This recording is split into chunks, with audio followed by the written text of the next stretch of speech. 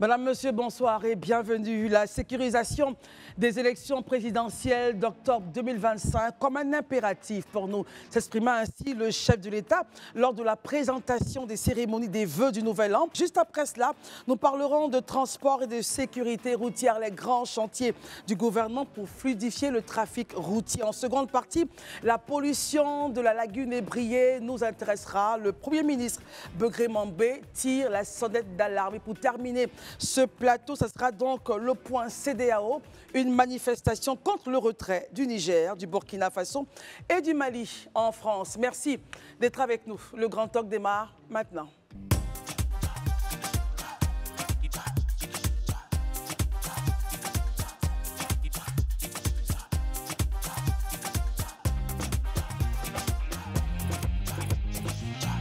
Merci d'être avec nous en ce mardi 14 janvier.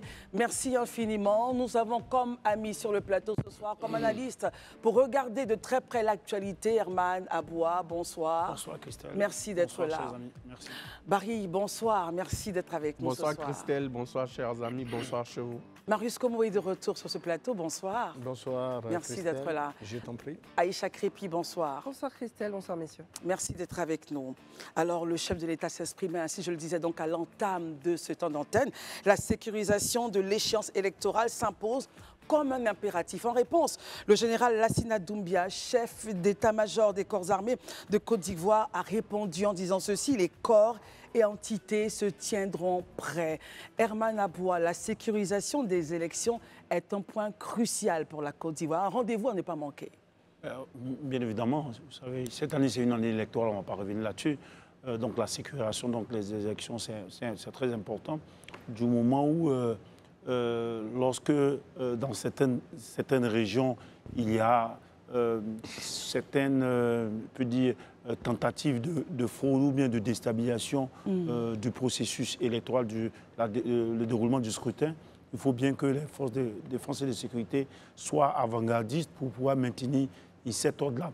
Aussi bien dans les staffs, les différents staffs des partis politiques ou bien des candidats, des candidats que dans les populations qui souvent colportent des rumeurs et qui souvent tentent de mener certaines actions sur la base de ces rumeurs-là. Donc c'est tout à fait normal que les forces de défense et de sécurité se tiennent prêtes pour cela, mais il faudrait que ces forces-là fassent en sorte que le jeu soit vraiment équitable, et que cette supervision-là soit selon la règle régalienne.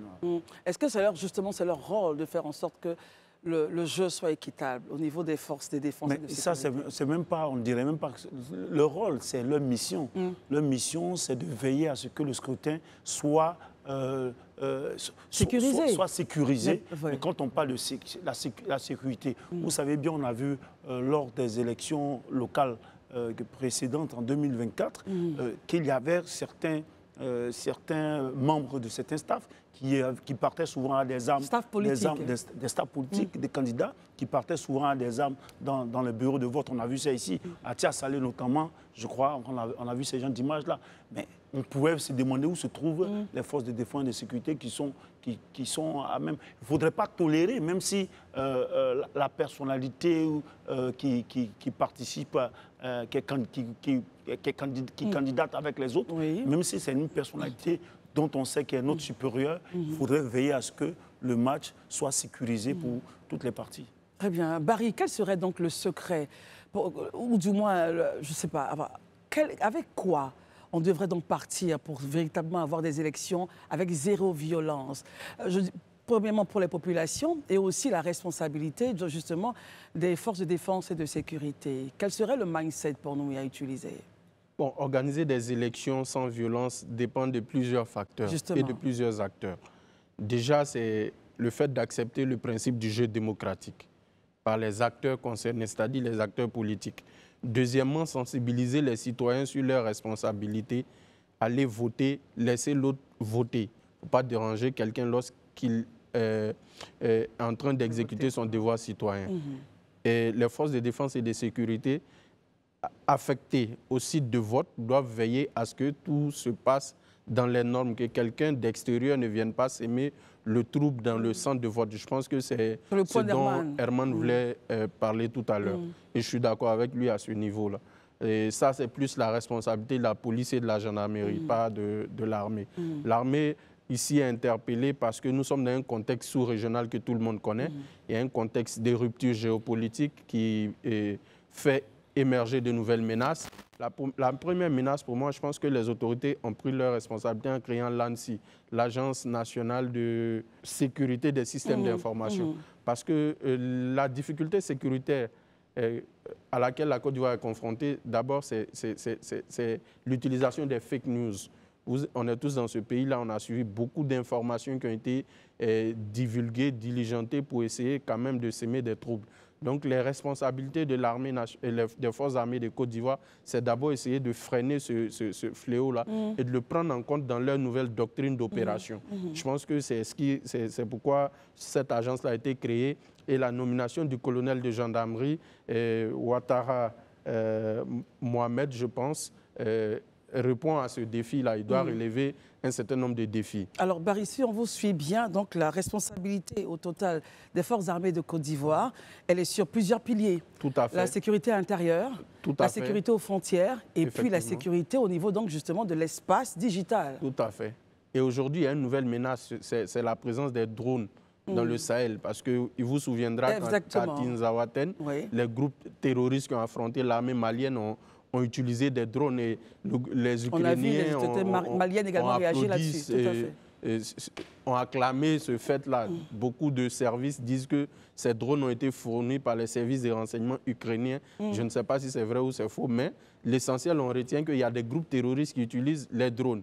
Donc la Côte d'Ivoire, étant voisine du Mali, du Burkina Faso, n'est pas à l'abri de voir des drones survoler son espace.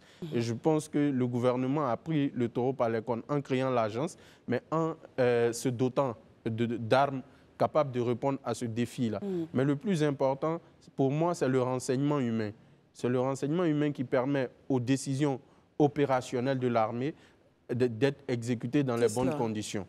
Et pour ça, il faut une confiance dans les relations civilo-militaires. Il faut que les populations ivoiriennes sentent la sécurité quand elles voient les forces de l'ordre. Et je pense que c'est l'un des plus gros défis à relever à ce niveau. Justement, au niveau des défis, Barry, sur les 3 piliers, quel serait selon vous le pic d'attention pour l'armée ivoirienne ou pour les forces ivoiriennes? Je pense que tous les 3 piliers sont très importants.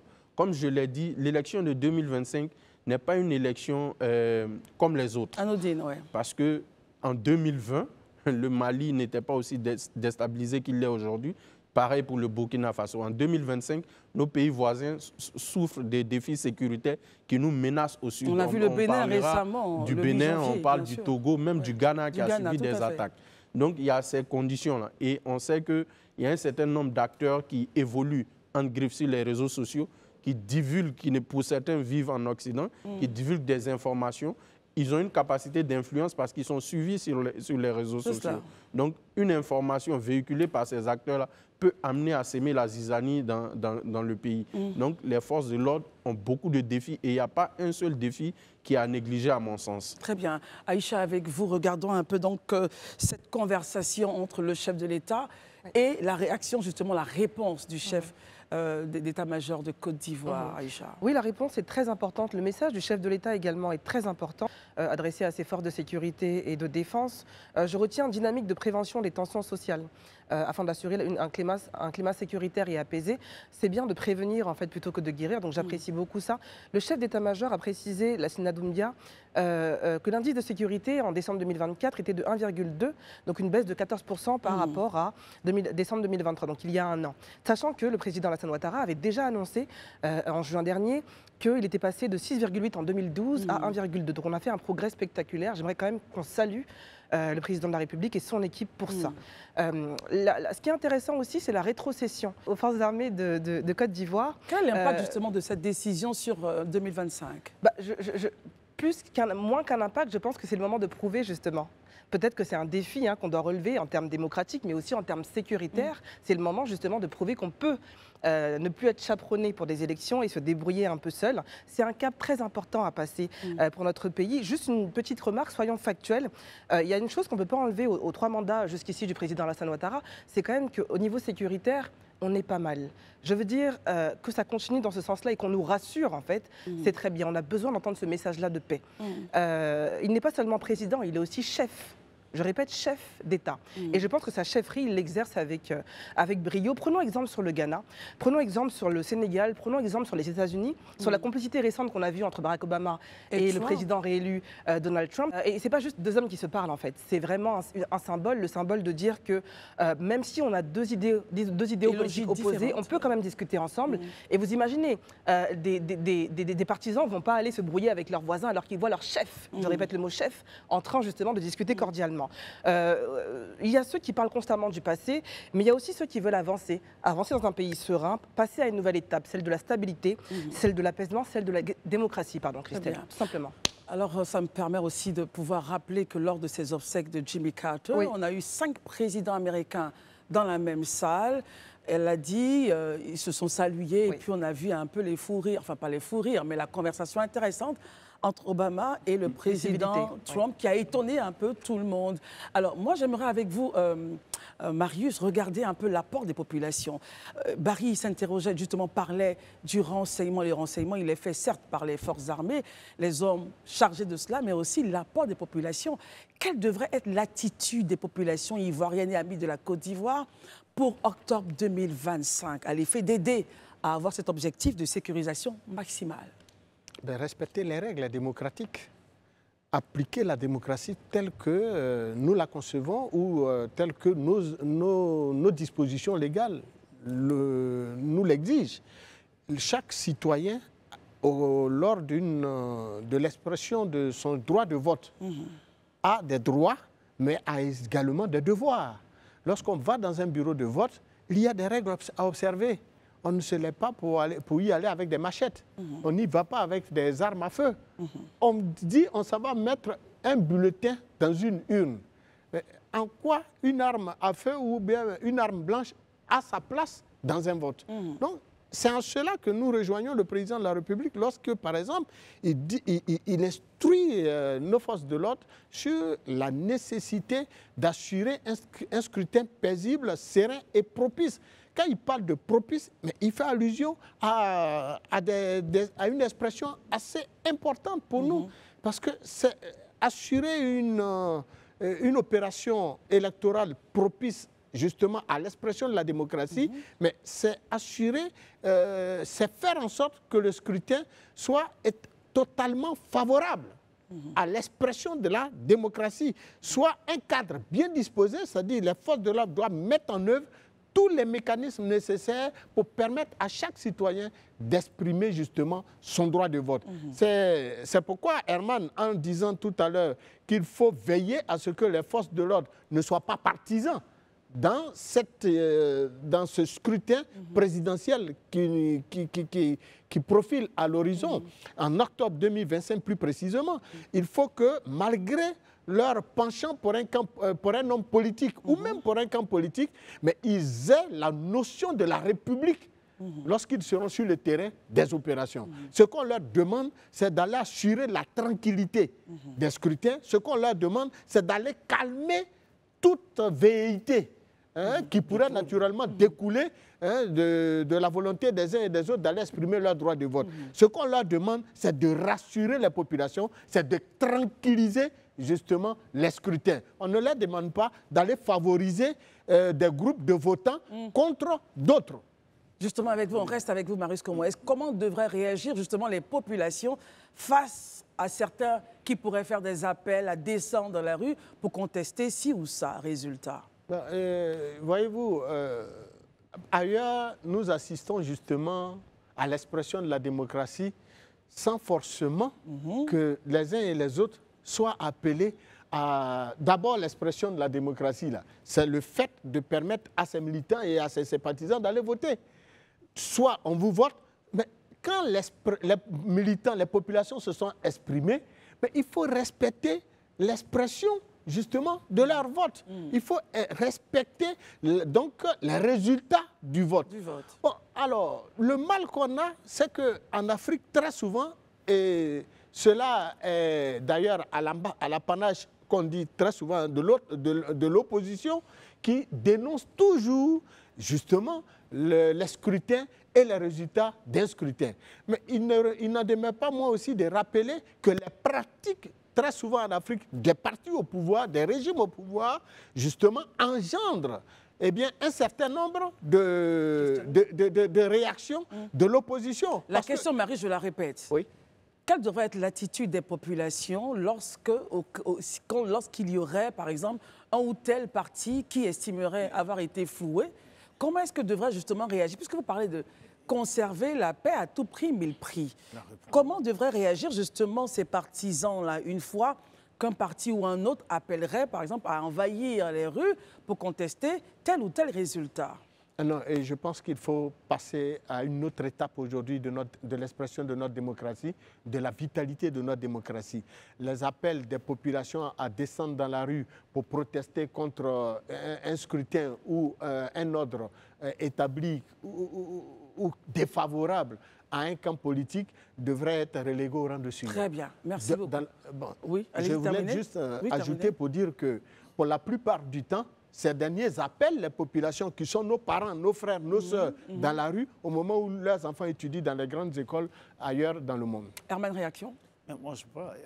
Marius a quand même réussi à répondre lorsqu'il développait en première partie. Bon, après, il se rattrape. Non, lorsque les troubles surviennent, lorsque le jeu n'est pas transparent, lorsque le jeu n'est pas juste, lorsque le jeu est dans le processus, surtout le jour du scrutin, les gens font des constats de ce que une partie soit un privilégié dans le processus de vote. Donc, il n'est pas tant qu'on demande aux gens de ne pas descendre dans les rues ou même de ne pas protester.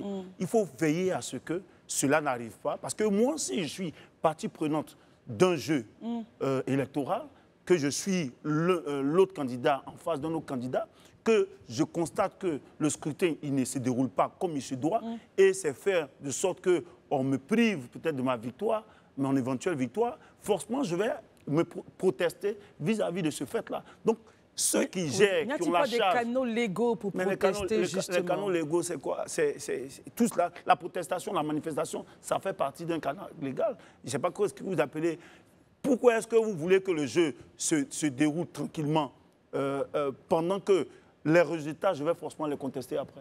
Moi, j'estime qu'il ne faudrait même pas penser à arriver là. Il faut faire ceux qui ont la charge de l'organisation de l'élection, du scrutin. Donc, veiller à ce que le jeu soit équitable, transparent. Au lieu que les urnes arrivent à 10 heures et qu'on ouvre les bureaux de vote à 10 heures, le scrutin a 1 heure de déroulement, de départ et à 1 heure de fin.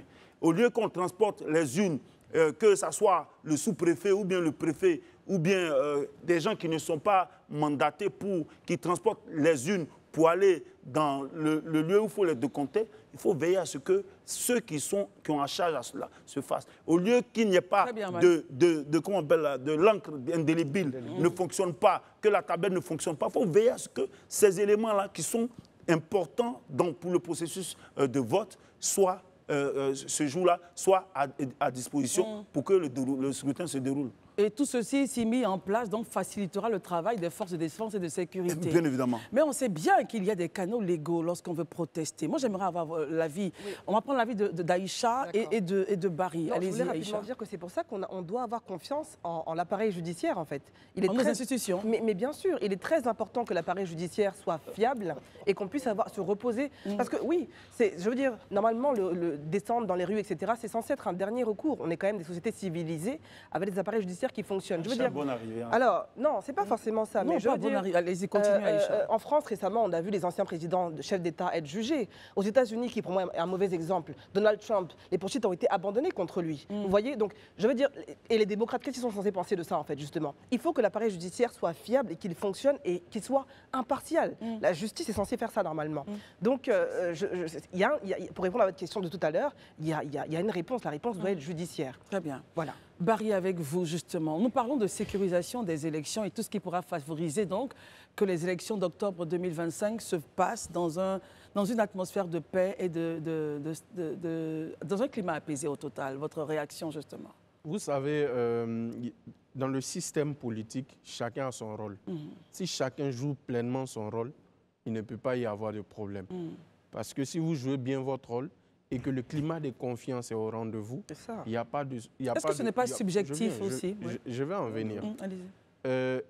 Qui sont les acteurs qui sont concernés par les élections? Il y a les organes en charge de l'élection, c'est-à-dire que dans le cas de la Côte d'Ivoire, c'est la CEI. La CEI, bien sûr. Il y a le Conseil constitutionnel qui doit valider les candidatures et recevoir les plaintes au cas où.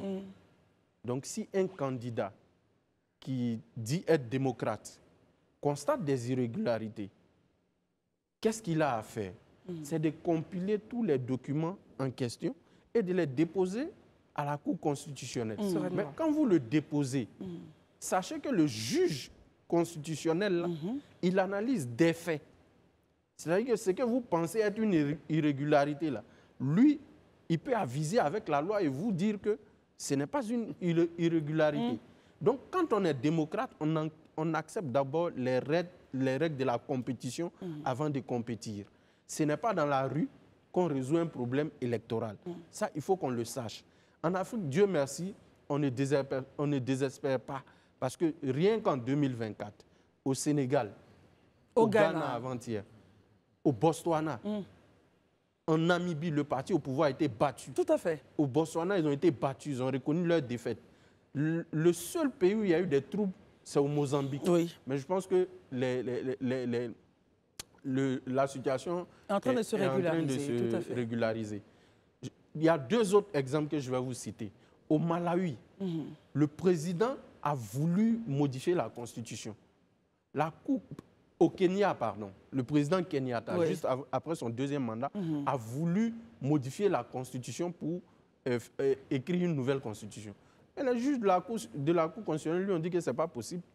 Aussi simple. Résultat de la routine, il termine, Herman, il termine. Laisse que je finisse. Le juge a joué son rôle. Il a analysé les faits. Il a dit au président Kenyatta, désolé, mais ce n'est pas possible.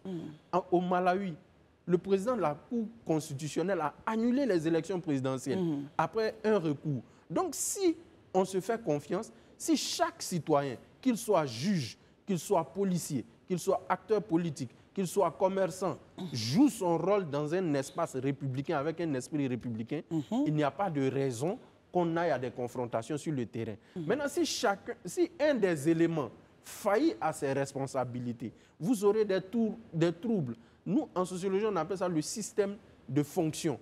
C'est-à-dire que la vie est un système où chacun a un rôle. Et si tu faillis à ton rôle, ça impacte la situation générale. Herman, réaction à ce que Barry vient de dire, on va écouter Marius Komoué. Quand Barry parle, en citant même les exemples, c'est très beau. La question que je voulais lui poser lorsqu'il prenait le cas dans ce pays-là où le président du Conseil constitutionnel a refusé que le président ne passe modifier les tests. Voilà. Est-ce que ce cadre qu'il cite là, ça peut être possible en Côte d'Ivoire? Parce que je crois bien que les pays qu'il a cités ont un ADN commun. La plupart de ces pays sont des pays anglophones. Peut-être que je peux me tromper. Le Sénégal n'est pas un pays francophone. Oui, mais c'est un cas parmi tant d'autres. Le Sénégal est un pays francophone. Tout à l'heure, tu n'avais pas cité le Bénin. Il y a tellement d'exemples sur les 54 pays que je n'ai pas cité tout. Oui, quand bien même, je t'ai posé une question. Est-ce que les cas que tu cites, en 2020, en 2016, il y a eu des modifications de la Constitution par ordonnance. Je veux dire, sans même convoquer la population, le peuple, pour décider par une voie de référendum sur ces questions. En 2016, il n'y a pas eu de référendum en Côte d'Ivoire? Je parle de 2020. C'était 2020 avant 2016. Est-ce que ce n'est pas dans les prérogatives du chef de l'État? Mais voilà, lorsque tu dis les prérogatives, on en vient au problème. Est-ce que le président, lui seul, peut modifier la Constitution? Voilà, donc quand c'est dans ses prérogatives... Tu m'as posé une question. Mais tu as répondu. Mais lui, il n'a pas terminé. Pour la modification de la Constitution en Côte d'Ivoire en 2016, il y a eu un référendum.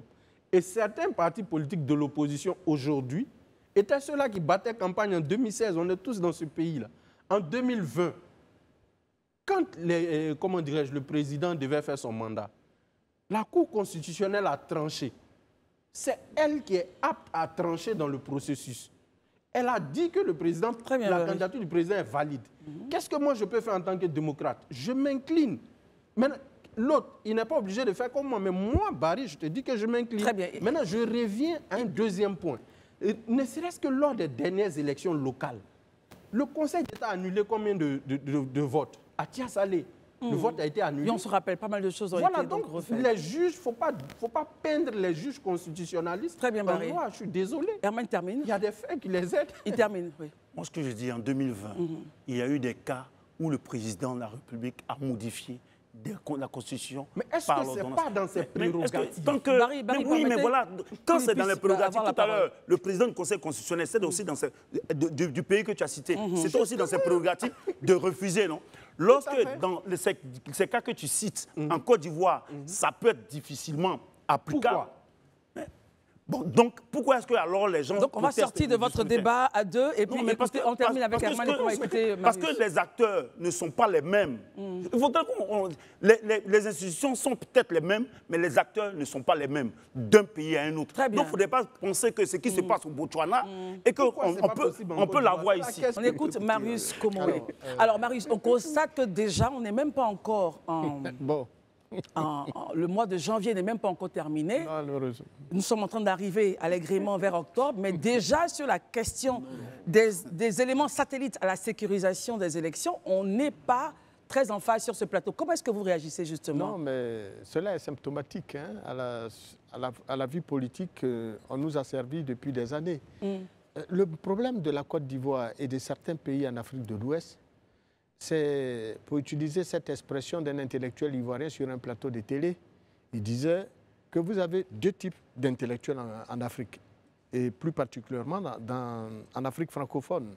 Et parlant du cas de la Côte d'Ivoire, il disait que vous avez des intellectuels engagés pour la République et qui ne travaillent que pour la République, donc pour servir que la République. Ceux-là, c'est les bons, c'est ceux-là qu'on peut qualifier d'intellectuels.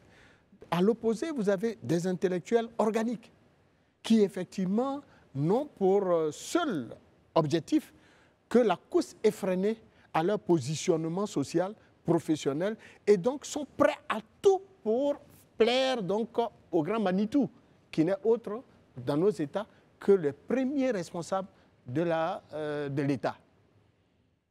Si on s'en tient à cette vision de l'intellectuel en Afrique de l'Ouest et dans les États francophones, ce qui d'ailleurs engendre toutes les crises que nous constatons au niveau de nos États. Il faut que chaque homme qui est nommé à un poste de responsabilité assume ses obligations dans l'intérêt supérieur de la nation, dans la vision de consolider la paix. Le président de la République en appelle aux forces de l'ordre d'assurer la sécurité et il leur donne des instructions. Il dit « votre engagement devra s'inscrire ». Il n'a pas dit « devrait ». Il dit « devra ». Donc, il impose une c'est une instruction, le chef des armées. Et donc, il va plus loin en disant que vous devrez travailler à assurer un climat sécuritaire paisible, serein et propice. Bon, si l'élément qu'on a envoyé sur le terrain de sécurisation d'une élection va et fait tout et n'importe quoi, en violation des instructions de ses supérieurs. Ce n'était pas la question. La question, c'était la responsabilité du peuple, de la population. Oui, non, je le dis et je reviendrai justement. Oui, on a déjà, parce que vous avez déjà développé cela. Allons directement au point, ça va nous aider. Lorsqu'il s'agira de rester fidèle à la République, à la terre ivoirienne, est-ce qu'on devrait réagir à, je ne dirais pas à géométrie variable ou dire je respecte et j'ai foi aux institutions de mon pays pour dire le droit? Et Barry a rappelé que lors des dernières élections législatives, on a eu des cas où les élections ont été annulées, tant de l'opposition que de partis au pouvoir. Mais est-ce que cela serait possible ici en Côte d'Ivoire? On a vu le cas, par exemple, on a vu le cas d'annulation de certaines zones hein, au cours d'une élection dans ce pays, et une élection présidentielle, mais ça engendrait ce que ça engendrait. Hein? Bon, voilà. Donc, est-ce qu'on serait encore capable d'assurer le fonctionnement de nos institutions, nous-mêmes en tant que d'abord citoyens, mais surtout les partis politiques, les leaders politiques, sont-ils consciencieux de l'unité nationale, de la paix sociale pour pouvoir transcender justement un certain nombre de choses en vue de garantir justement les droits des uns et des autres et surtout la paix sociale? Je dirais non. Donc, les gens se battent à mort pour leurs propres intérêts au détriment de l'intérêt général. L'idée, en tout cas pour la Côte d'Ivoire et tous les Ivoiriens qui nous regardent ici et d'ailleurs, c'est de faire en sorte que cette élection-là soit apaisée et qu'on puisse aller voter le matin et rentrer chez soi le soir et continuer les vies de famille, continuer les différents projets sans que la terre ne bouge et la Côte d'Ivoire ne se... Voilà. En tout cas, le président de la République nous rassure par ses propos. Merci, mais il s'agira pour chaque citoyen de travailler à la paix et à la stabilité de cette nation. Parce que les individus passent et la terre ivoirienne, elle reste. Voilà. On est totalement en phase avec vous. On termine pour l'instant sur ce sujet. Forcément, on en parlera. Mais bonne nouvelle. Alors, je vais essayer de donner la bonne nouvelle sur l'armée ivoirienne. Alors, selon le Global Firepower, qui publie le classement des puissances militaires en Afrique 2024, sur 145 pays évalués, la Côte d'Ivoire occupe la 98e place au plan mondial et la 16e en Afrique avec le statut vert, ça veut dire statut en progression. Donc on pourrait se retrouver à monter, à continuer à travailler, à augmenter la puissance de feu de l'armée ivoirienne et monter donc au classement. Messieurs, nos réactions, on avance, prochain sujet. Parlons maintenant d'un sujet un peu plus paisible peut-être pour vous, le transport, messieurs. Alors les grands chantiers du gouvernement pour fluidifier le trafic urbain. Il y a le projet de la Y4, il y a le projet du métro d'Abidjan, il y a le désenclavement des zones d'activité économique et industrielle, il y a voilà, le projet qui vise à éviter les embouteillages dans le centre-ville de la capitale ivoirienne, le contournement de la voie Y4. Herman, réaction pour tous ces projets? Le projet, oui, la Côte d'Ivoire bouge, c'est ça? C'est la question est à vous. Mais moi, au-delà de cela, vous voyez que quand vous citez tous ces projets-là, on constate qu'il y a une véritable concentration de tous ces projets-là à Abidjan, dans la ville d'Abidjan, qui, vous savez, j'appelle sans cesse à ce qu'il y ait une véritable politique de décongestionnement de la ville d'Abidjan. Moi, je pense, on va beau superposer les ponts et les infrastructures à Abidjan, on ne pourra pas régler le problème crucial d'Abidjan, qui est qu'aujourd'hui, Abidjan étouffe. Il faut pouvoir travailler à faire intégrer les périphéries d'Abidjan et même plus loin, créer des villes, de nouvelles villes avec de réels profils de villes qu'on voit comme celle d'Abidjan. Parce que regardez les grands axes, malgré les échangeurs qu'on met à certains carrefours et autres, le problème de bouchons et autres demeure. Et il faudrait aussi au niveau d'Abidjan déjà aussi que de regarder les grands axes où on place assez d'infrastructures, c'est déjà bon. Voir les quartiers qui permettent, souvent les axes intermédiaires. Les axes intermédiaires qui permettent aux populations, aux usagers et aux automobilistes de rallier d'un point A à un point X. Vous prenez par exemple, je prends n'importe quoi, pour ceux qui quittent Benjerville par exemple, quand ils viennent, ils quittent Benjerville, ils prennent par Freeworld, ils arrivent au niveau de Akwedo, au lieu de continuer sur la voie parce qu'il y a des bouchons, ils contournent par le village d'Akwedo. Mais il y a un échangeur qui sera bientôt livré. Mais au niveau du village d'Akwedo, c'est un parcours de combattants. Or, je crois bien que si on regarde de près, ça ne vaut pas 2 kilomètres de bitume qu'il faut placer là pour que les populations...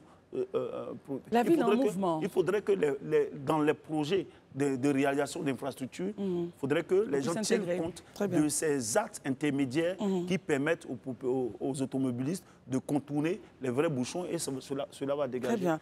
Alors, Barry, aujourd'hui, on rallie Yopougon Plateau en pratiquement 10 minutes, Yopougon à Djamé en moins de 7 minutes. Tout ceci donc contribue à donner un confort. C'est vrai qu'il y a des choses à faire parce que on ne peut pas encore arriver à l'achèvement de 100%, mais que pensez-vous déjà des acquis du gouvernement concernant le trafic routier? Je pense qu'il faut féliciter le gouvernement pour les acquis. Il faut dire que dans la commune d'Abidjan, beaucoup de choses ont quand même été faites lors des 15 dernières années. Même si vous partez à Yopougon, la voie palais de justice, camp militaire, c'est une nouvelle voie. À Cocody, on n'en parle pas. Il y a beaucoup de nouvelles voies à Cocody. Il y a des voies qui ont été élargies, telles que l'ex-boulevard de France devenu boulevard Marie-Thérèse Houphouët-Boigny. Mais tout ça ne saurait être efficace et efficient à long terme si on n'envisage pas, comme il l'a dit, d'avoir une vraie politique pour décongestionner la ville d'Abidjan. Moi, je suis pour, Dieu merci, le transport ferroviaire est pris en compte parce qu'il y a un métro qui arrive, mais je suis pour que le gouvernement puisse développer des transports ferroviaires intra-régionaux. C'est-à-dire? Par exemple, une ligne de chemin de fer, un train à grande vitesse, on peut le faire. Yamoussoukro à Abidjan, Dalo à Abidjan, San Pedro à Abidjan, à Bengourou, chez mon grand frère Marius Komoué, Abidjan. Vous verrez que quelqu'un peut aller, si c'est avec un TGV, habiter Yamoussoukro, venir travailler à Abidjan, rentrer le soir. Il peut aller à Dabou, à côté ici, à Divo. Donc, il faut penser... Bon, Dabou, déjà, les gens le font. Hein. Ils vont le matin et puis bon...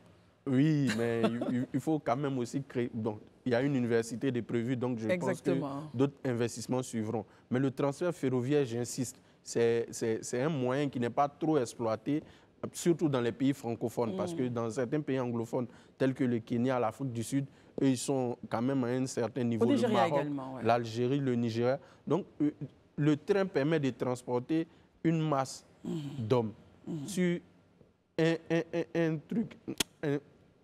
une distance un peu longue. Comme je l'ai dit, à Yamoussoukro, vous pouvez partir. Si c'est un TGV, je pense que 1h45 minutes, 1h, vous êtes à Abidjan. Donc, il faut voir grand. Je sais que les autorités voient déjà grand, mais il faut appliquer ça sur d'autres pans qui n'ont pas encore été exploités. Abidjan, pour moi, les choses ont été faites, mais les autres grandes villes aussi, il faut créer ces espaces-là pour que les citoyens puissent se mouvoir. Aïcha, votre commentaire, justement? Oui. Déjà, bravo au gouvernement pour tous ses efforts. C'est quand même, c'est toujours quand on compare, en fait, qu'on apprécie sa grandeur ou pas. Toutes les personnes qui viennent de l'étranger nous disent, mais waouh, par rapport à la sous-région, par rapport à d'autres économies similaires, c'est quand même impressionnant. Effectivement, les embouteillages sont un fléau. Dans Abidjan, on perd du temps. On perd énormément de temps. Pas plus tard que ce matin encore. Je veux dire, on perd parfois des heures pour des intersections bidons, entre guillemets, pardonnez-moi de ce terme. Je répète que la courtoisie est dans le code de la route, normalement. D'accord? Donc, qui a son permis? Ça, c'est une autre question. C'est très important, justement, de relier des axes comme Bingerville, Yopougon. Ça va changer vraiment déjà, Bingerville, il faut saluer quand même l'échangeur qui va être bientôt livré. Voilà. Tout à fait. Le BRT aussi, exactement. Le bus rapide là, qui va joindre Yopougon à Bingerville. Et ça va être très bien, je pense. On rappelle que la première phase des travaux, notamment concernant la Y4, a été lancée en 2018. Oui. Le gouvernement a demandé l'indulgence des citoyens pour 3 ou 4 ans de plus. Je pense qu'on peut leur accorder ça. Ce n'est pas comme s'ils chômaient. Je veux dire, il se passe des choses. Abidjan est en travaux et on le constate tous. Barry a parfaitement raison et Herman aussi, il faut désengorger absolument. Désengorger Abidjan, délocaliser les grandes universités, effectivement. Tout ce qui est grandes écoles, tout ce qui est grandes institutions doivent être délocalisées et le grand Abidjan a besoin de se construire avec des infrastructures comme le métro, effectivement, qui vont permettre d'aller d'un point A à un point B tout en ne perdant pas de sa productivité et en conservant son travail parce qu'on n'est pas en retard à cause des embouteillages. Un petit bémol tout de même parce qu'en août dernier, le directeur de l'OSER, donc l'Office de sécurité routière, nous a annoncé quand même à ce stade-là, qu'on était pour la Y4 à près de 52 accidents. Néanmoins, entre-temps, je crois que c'était en novembre ou décembre dernier, une police a été mise en place pour surveiller ces axes-là, donc sécurité, et puis renforcer notamment, faire en sorte qu'il y ait moins d'accidents sur cette route-là. Donc tout ce qu'on peut dire, c'est bravo. On espère que ça va continuer dans ce sens-là, parce que vraiment, on souffre des embouteillages en fait, dans cette très belle ville d'Abidjan. Marius Komoué? Écoutez, quand les Ivoiriens payent des taxes et leurs impôts, c'est ce à quoi ils devraient s'attendre. Justement, l'argent du contribuable doit servir donc à améliorer son cadre de vie et ses conditions de vie. Et les infrastructures routières font justement partie des obligations de l'État, c'est-à-dire mettre des infrastructures routières à la disposition des populations, font partie justement des obligations de l'État vis-à-vis des populations. Si vous constatez avec nous la problématique de la mobilité, comme l'expliquait Aïcha tantôt, a engendré une insuffisance aussi de l'offre de transport. Aujourd'hui, on sait tous en Côte d'Ivoire qu'on a un problème pour le transport terrestre. Et on a également un problème lié donc, aux conditions de circulation dégradées. Sur les axes routiers de nos villes et même à l'intérieur de nos villes, dans les villages, dans les hameaux, il y a des difficultés pour faire venir des champs, les cafés, le cacao, le vivrier et tout ça. Mais si aujourd'hui la vie est chère, c'est lié donc à tout ça parce que si les infrastructures sont dégradées, routières sont dégradées, et donc il faut vraiment que le gouvernement poursuive les efforts et c'est en cela que nous félicitons d'ailleurs l'AMUGA, qui est l'autorité de mobilité urbaine dans le Grand Abidjan, qui est en fait un exemple pour nous de réussite d'institutions, de structures administratives mises en place par l'État, qui fait aujourd'hui des œuvres au niveau des infrastructures routières qui améliorent les conditions de déplacement des Ivoiriens. Merci beaucoup. Le BRT... on termine, on va aller au pardon, journal. Merci. Pardon. Voilà. Merci beaucoup. Désolé. En seconde partie, nous parlerons de pollution de la lagune ébriée. Le Premier ministre Beugri Mambé tire la sonnette d'alarme. Restez en notre compagnie, à tout de suite. Merci d'être avec nous pour la seconde partie de ce temps d'antenne. Aïcha Crépi est toujours là. Marius Komoé, Barry, Dr Barry, Herman Aboua également. Nous continuons notre plateau et nous arrivons justement à ce point important. Il est plus qu'impérieux de réagir sur le flanc de la lagune ébriée. Pourquoi? Écoutez, une visite a été initiée par le Premier ministre pour s'imprégner justement de l'état, voilà, je n'ai pas dit de dégradation, mais l'état de la lagune ébriée, joyau naturel de la capitale économique, mais qui tend à se, passez-moi le mot, dégrader. Se dégrader, c'est encore plus gentil, se détériorer. Le Premier ministre met un haut là et engage toutes les parties. Polluer, voilà, et engage toutes les parties justement à travailler, à ramener la sérénité écologique au niveau de la lagune ébriée. Herman Aboua, vous qui êtes écologiste dans l'âme et dans les eaux, réaction par rapport à cette visite et à cette interpellation du Premier ministre? Bon, déjà, je me rappelle lorsque j'étais en stage au Bénin en 2002, je travaillais sur le système d'évacuation des eaux usées, des eaux de pluie dans la ville d'Abidjan. Il se trouvait déjà en ce moment qu'il y avait des stations de traitement. Vous savez bien que quand on prend à partir de 1980 et autres, la population d'Abidjan était environ 1 750 000 personnes. C'est-à-dire qu'on atteignait à peine 2 millions. Mais le président Oufoué avait déjà prévu des stations de traitement pour recevoir comme toutes les eaux qui venaient des collecteurs principaux. Quand je parle des collecteurs principaux, vous savez, lorsque toutes les maisons devraient être raccordées à un système d'assainissement, soit pour eau de pluie ou eau usagée. Il se trouve que, quand vous prenez à Bobo, par exemple, il y a un grand collecteur principal que tout le monde connaît, qui cause souvent des problèmes au niveau de la Palmeraie, qui passe derrière le musicien, l'artiste reggae Alpha Blondy, qui descend carrément le bassin d'orage. Mais je veux dire que ces collecteurs principaux aujourd'hui, par l'activité anthropique et autres, anthropique par des hommes, les gens jettent des choses solides. Les pneus. Aujourd'hui, il se trouve qu'on dit qu'il y a 700 tonnes de déchets comme bois, plastique et autres qui sont déversés au quotidien, chaque jour, dans la lagune ébriée. Mais vous comprenez bien le niveau de pollution, le niveau de dégradation. Donc, les stations de traitement que le président Oufoué avait mis à certains endroits pour pouvoir traiter les eaux usées, les eaux de pluie avant de les déverser dans la lagune ébriée n'existent plus. Donc, enfin, non, ça n'existe plus, je veux dire. Ça n'existe plus aujourd'hui. C'est un privé à qui on a laissé des concessions qui essaie de travailler à épurer. Mais pourquoi est-ce que la question préoccupe? Au-delà de ça, il se trouve qu'il y a certaines personnes, certaines autorités certainement, véreuses, qui morcellent les superficies. Vous savez qu'aujourd'hui, on parle de 195 hectares de baies qui ont été remblayées, morcellées et vendues. À qui? Allez-y savoir. Il y a une enquête d'un confrère Traoré. Et par qui? Traoré, que je voulais féliciter ici. Et par qui? Donc la question préoccupe. Aujourd'hui, il faut peut-être, de façon vigoureuse, emmener ces personnes qui ont acquis des biens. Ouais, aujourd'hui, les gens construisent de plus en plus sur les baies de la lagune Ébri. Qui leur a donné cela? Ce sont des domaines, c'est jusqu'à 100 mètres ou souvent même 200 mètres, on ne doit pas construire. Mais aujourd'hui, à 20 mètres, souvent à 30 mètres, les gens ont des constructions. Qui morcellent et qui donnent ces droits à ces personnes-là de construire? Donc, vous voyez, il y a plusieurs sources d'agression comme ça de cette lagune qui n'en peut plus. Et voilà, donc si on n'y prend garde, on aura une lagune où, à un moment donné, déjà, mais on commence à se sentir, on ne va plus bien respirer l'air à Abidjan. Ceux des populations de Koumassi, Makuri et autres, souvent constatent que la lagune Ébri sent. Excusez-moi du terme. Enfin, il y a une senteur nauséabonde qui émarge justement de cette eau-là. Alors, Barry, est-ce que justement le fait que le Premier ministre, le chef du gouvernement, avec son équipe et les ministères en charge, fassent la visite et prennent leurs responsabilités, annoncent des mesures, est-ce que cela n'est pas rassurant, Barry? Bon, je jugerai quand les actes suivront. Ça, c'est un premier point. Le fait d'aller sur le site et c'est déjà à saluer. Maintenant, qu'est-ce qui sera fait? Je pense qu'il y a le ministre Bouaké Fofana. Tout à fait. Et je lisais en début d'année 2024, disait qu'il fallait faire une étude pour voir comment dépolluer toute la lagune. Je pense que son ministère, qui est le ministère de l'assainissement, travaille dessus. Mais ce que je puis dire par expérience, pour avoir été élève au lycée municipal d'Atekoubé, qui est non loin de la lagune Ébri, voilà, c'est qu'il y a des salles. À 17h, vous ne pouviez pas faire cours parce que l'odeur était très gênante et les populations riveraines, pour certaines, se débarrassaient des ordures ménagères dans la lagune. C'était devenu un dépotoir. Et je pense qu'il y a beaucoup de choses à faire.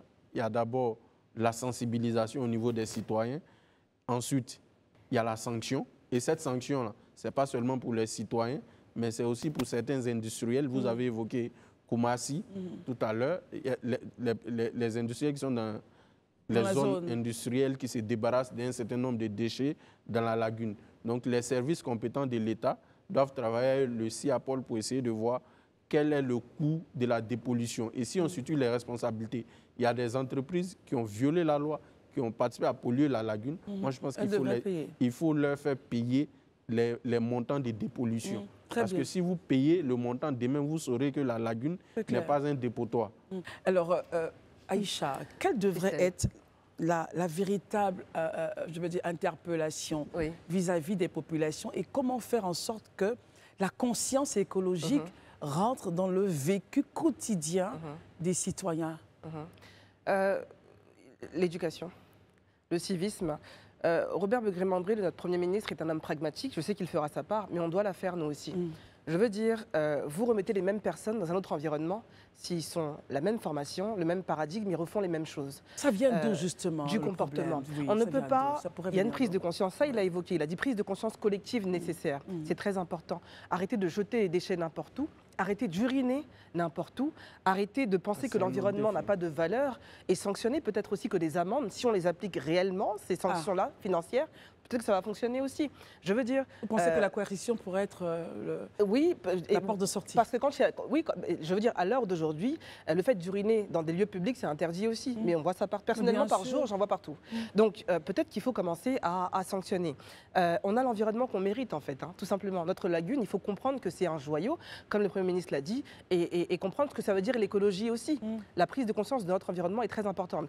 En anglais, il y a une expression qu'on dit, c'est « repetition is reputation ». Il faut répéter sans cesse. Donc passer aussi par les campagnes de sensibilisation pour que le peuple, la population, nous comprenions qu'on doit respecter cet environnement-là et qu'il peut se retourner contre nous. C'est l'environnement qui décide à un moment donné. Il peut se retourner contre nous si on ne le respecte pas. Donc l'éducation, le civisme, moi c'est mon combat quotidien. Ça. Très bien. Avant qu'Herman ne puisse rajouter quelque chose, Marius, comment arriver à faire comprendre à la population justement que l'environnement c'est la vie? On a retrouvé en certains sites, dans certains caniveaux, dans certains passages d'eau, des réfrigérateurs abîmés, des pneus, des mortiers, mais enfin, et lorsqu'on a donc blocus, la population voit ce qui en sort, mais le lendemain, la même population revient remettre ces déchets-là dans ces bassins-là et bloque le dispositif. Comment arriver à leur faire comprendre que ce n'est pas là le lieu, vous qui êtes un défenseur acharné, justement, des causes des consommateurs. Oui, mais là encore, loin de défendre la cause du consommateur, il faut plutôt interpeller le consommateur sur le fait que les actions qu'il mène, son attitude, son comportement... Est-ce que cela marche? Est-ce que cela fonctionne d'interpeller? Ou il faut passer à la coercition, comme Aïcha? Non, pas forcément à la coercition. La coercition, forcément, ça viendra. Mais déjà, les services de l'administration publique font ce travail-là de coercition. Vous avez les directions techniques des mairies qui agissent dans les communes. Qu'est-ce qu'elles font? Elles sanctionnent les populations qui ne respectent pas pour certaines... Ceux qui, par exemple, vont uriner, enfin voilà, faire leurs besoins en plein air, ils sont sanctionnés. On a été plus loin, on a même pris une loi pour sanctionner ces genres d'individus. La loi impose donc de payer la somme de 10 000 si vous êtes surpris en train d'uriner dans la rue. Ou de déverser des déchets dans la lagune. L'application de ces règles, la question reste toujours l'application. Nous avons les meilleurs textes. Et croyez-moi, en matière de gestion de l'environnement en Côte d'Ivoire, il y a un nouveau code de l'environnement. Il y a un nouveau code de l'environnement. Et ce nouveau code de l'environnement met en place les règles qui devraient en principe nous éviter tout ce que nous sommes en train aujourd'hui de dénoncer. Mais est-ce que les pouvoirs publics se donnent les moyens d'agir comme il se doit? Il ne reviendra pas à une organisation, quelle qu'elle soit, il ne reviendra pas à un citoyen de faire la police derrière un autre. Il revient toujours à l'État. Tenez-vous bien, vous pouvez être dans un même quartier avec quelqu'un. Vous pouvez constater que votre voisin d'à côté pose des actes à une attitude qui met en danger votre cadre de vie. Vous saisissez les services de l'administration en charge de venir réprimer ou même faire la sensibilisation. Mais ils viennent, c'est pour tendre la main. Pour certains, même, Marius, je viens de dire les services de l'État. Donc ça sous-entend... On ne va pas dire les, on va dire certains. Mais non, c'est bon de biaiser à chaque fois ou de relativiser, oui, Marius. Je suis totalement d'accord avec vous, mais si nous disons très souvent les services de l'État, c'est parce qu'ils sont les plus nombreux. Non, on va dire certains agents ne respectent pas l'éthique et donc lorsqu'ils viennent, ils pourraient prendre des choses. C'est vraiment dommage parce que quand quelqu'un branche, par exemple, il construit sa maison et puis les eaux usées de sa maison, y compris les eaux de toilette, tout ça, sont connectés directement à des caniveaux. C'est trop grave. Très bien. On termine avec vous, Herman. Mais moi, souvent, quand on demande la responsabilité, on appelle à la responsabilité des citoyens, c'est bien. Mais lorsqu'il n'y a pas, au niveau de l'État, par exemple, quand il y a une démission des populations, les populations qui ont déposé leur réfrigérateur, ou bien qui sont finalement ce réfrigérateur qui devient un déchet pour lui. Regardez ces images que nous voyons justement. Le réfrigérateur en question, ça devient un déchet pour lui. Il le dépose où? Il va le déposer, bien entendu, devant chez lui. Il faudrait qu'il y ait d'autres services qui viennent prendre. C'est comme ça, ça va de soi. Il appelle la mairie, il se renseigne. On terminé.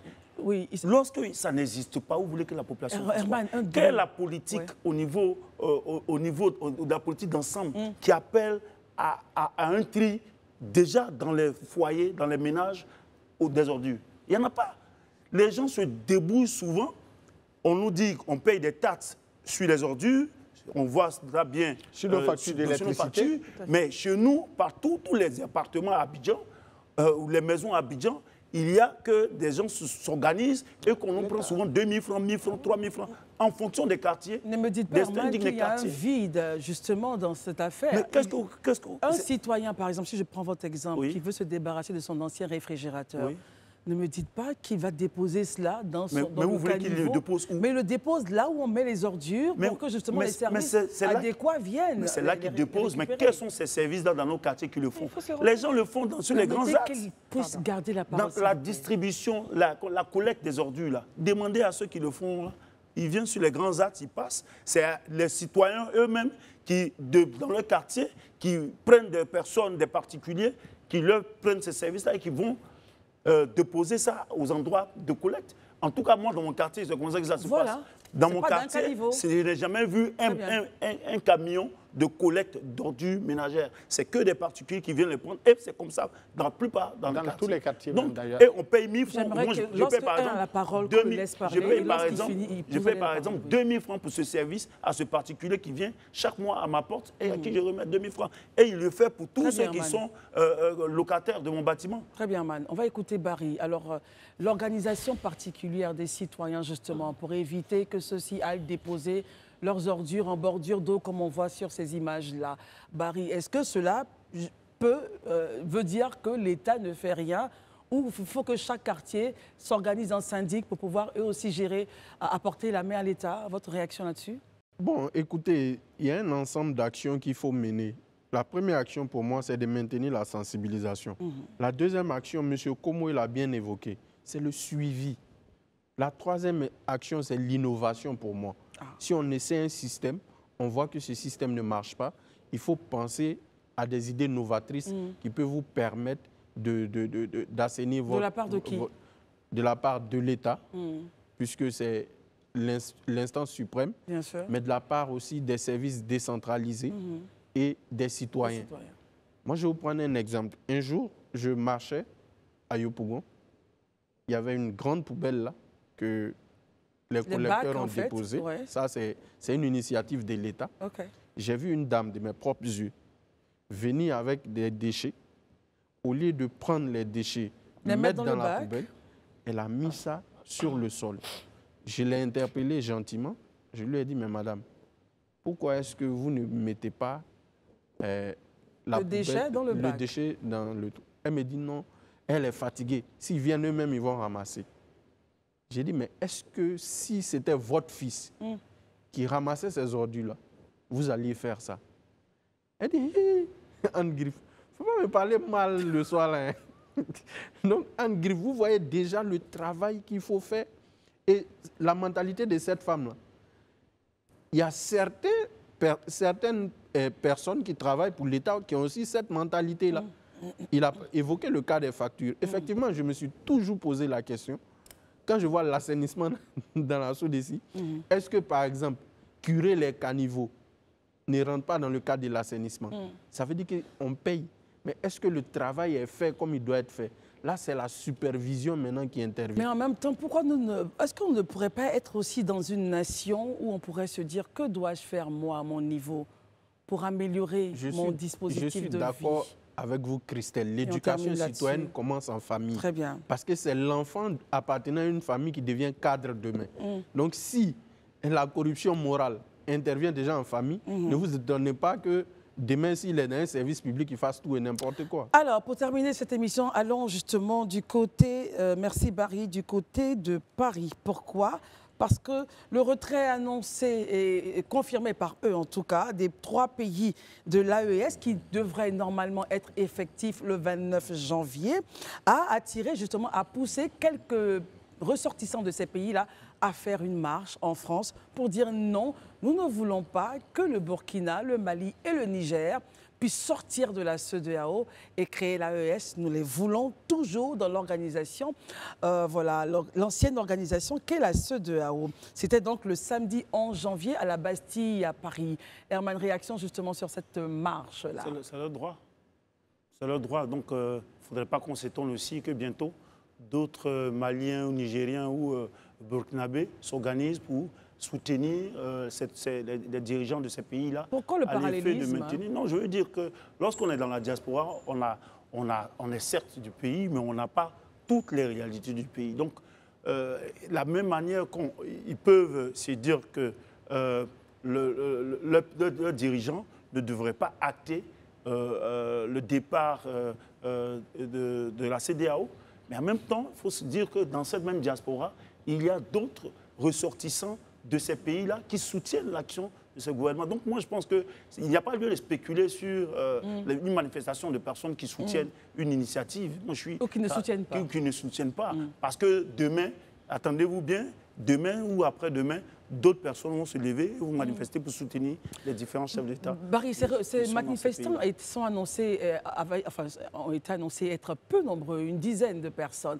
Mais en même temps, on pourrait donc s'appesantir sur la réaction des pays qui disaient que l'ensemble des populations, quelques dizaines on va dire, l'ensemble des populations de ces États-là sont totalement et entièrement d'accord à l'effet que ces pays puissent créer donc cette nouvelle organisation-là. Qu'en pensez-vous?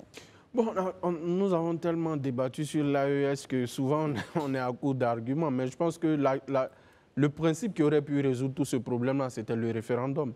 Les autorités qui ont pris la décision de sortir auraient pu organiser un référendum. Ça aurait clos le débat.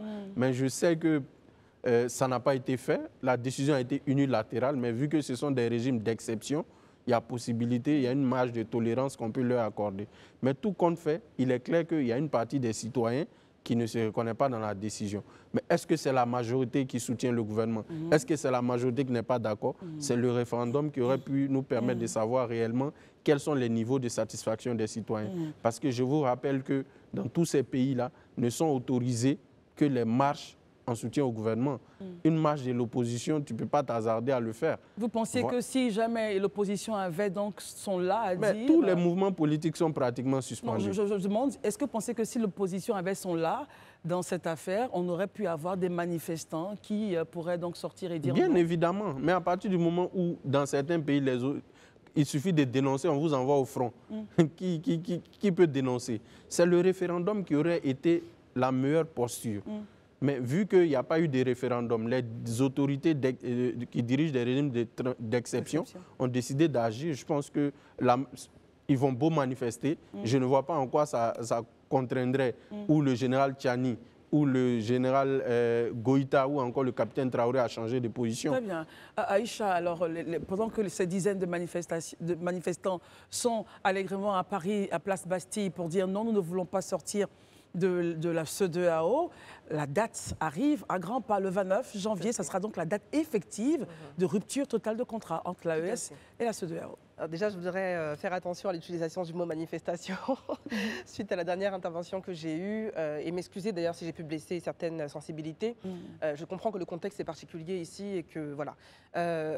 J'aimerais dire aussi que justement, ce que je voulais dire, c'est ça. Les quelques dizaines qui sont là, en fait, montrent qu'effectivement, certains sont contre ce retrait-là, mais ils ne sont pas assez nombreux pour moi, en fait. Si le mouvement grossit, on verra bien. Mais c'est une façon de montrer, voilà, on est beaucoup, ou on est nombreux, ou on est peu nombreux à penser cela. Et là, on entend, c'est une expression du peuple, comme je disais.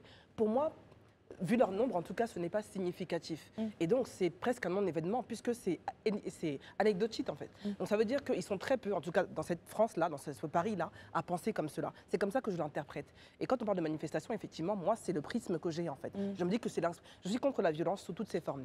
Pour moi, c'est juste l'expression de voir combien on est à penser la même chose. Et tout s'est bien passé, d'ailleurs. Mais pour moi, ils sont, excusez-moi du terme, mais insignifiants. Donc, je pense que a priori, à Paris, dans cette région-là, la majorité des gens qui partagent leur opinion, la plupart des gens qui partagent leur opinion sont en minorité par rapport à celles qui sont du côté des présidents de l'AES à l'heure actuelle. Marius, sous quel postulat justement vous appréciez cette marche? Moi, ça me fait beaucoup rigoler parce que... Pourquoi? Ils sont loin du pays, mais ils ne vivent pas véritablement les réalités de la sous-région. C'est-à-dire? C'est vrai que la situation qui prévaut devra amener d'ailleurs les dirigeants de l'AES de comprendre la nécessité de se retirer de la CEDEAO. La situation qui prévaut? Qui prévaut dans les rapports entre les États de l'Afrique de l'Ouest, dans l'espace CEDEAO, devra amener les uns et les autres à réfléchir beaucoup plus avant de prendre une telle décision de se retirer, par exemple, de la communauté. La CEDEAO a été créée par nos pères dans la perspective justement d'assurer la libre circulation des biens, mais également des personnes. Lorsqu'on sort de la CEDEAO, cela a une incidence sur la vie économique, sociale et politique de toute nation qui sort de l'espace CEDEAO. Cela va engendrer, à n'en point douter, des dysfonctionnements dans la conduite des affaires au sein même des pays qui sortent de la CEDEAO, si d'ordinaire, l'on devrait appliquer les règles justement de leur sortie. Est-ce que nous sommes justement à ce débat-là aujourd'hui? Oui, mais justement, c'est pour ça que j'ai dit qu'il faut faire bien attention pour ceux qui justement pensent que la volonté... Je comprends bien les dirigeants de l'AES de coincer un peu la CEDEAO par ce genre de déclarations pour les obliger ou leur tordre la main à accepter un certain nombre de choses, mais de là à mettre en œuvre de façon effective leur décision de sortie de la CEDEAO, mais c'est plus de combien de milliers, pour ne pas dire des millions de Burkinabés au Burkina qui doivent retourner. Ils affirmaient récemment que leur sortie de la CEDEAO est unilatérale. Le vin est tiré, il faut le boire. Voilà, ils estiment que le vin, comme on attend dans les faits l'application de leur sortie effective parce que vous savez le nombre de Burkinabés au Ghana? Savez-vous le nombre de Burkinabés en Côte d'Ivoire? La sortie de ces pays de la CEDEAO ne veut pas dire que leurs ressortissants dans les différents pays quitteraient ces pays-là. Selon vous, ça veut dire ça? Le Niger, si vous permettez. Il termine rapidement. Et soyez rassurés d'une chose. Non seulement on a le générique, ce qui veut dire qu'on doit aller plus vite, mais soyez rassurés d'une chose. C'est le retour de tous ces millions d'individus dans leur pays, parce qu'on va leur imposer de nouvelles règles pour vivre dans ces pays dans lesquels ils ne sont plus membres. Très bien. Alors, je ne sais pas si on a quelques minutes pour Barry Herman. On me dit non. On me dit non. Okay. On me dit non. Dans tous les cas, on va observer ce qui va se passer le 29 janvier, qui est donc la date à laquelle le retrait de ces 3 pays-là sera donc effectif. Merci de nous avoir suivis. Merci Marius, Aïcha, Barry, Herman. Merci à vous également de votre fidélité à ce programme. On se retrouve donc demain. Les programmes continuent sur Live TV. Bonsoir.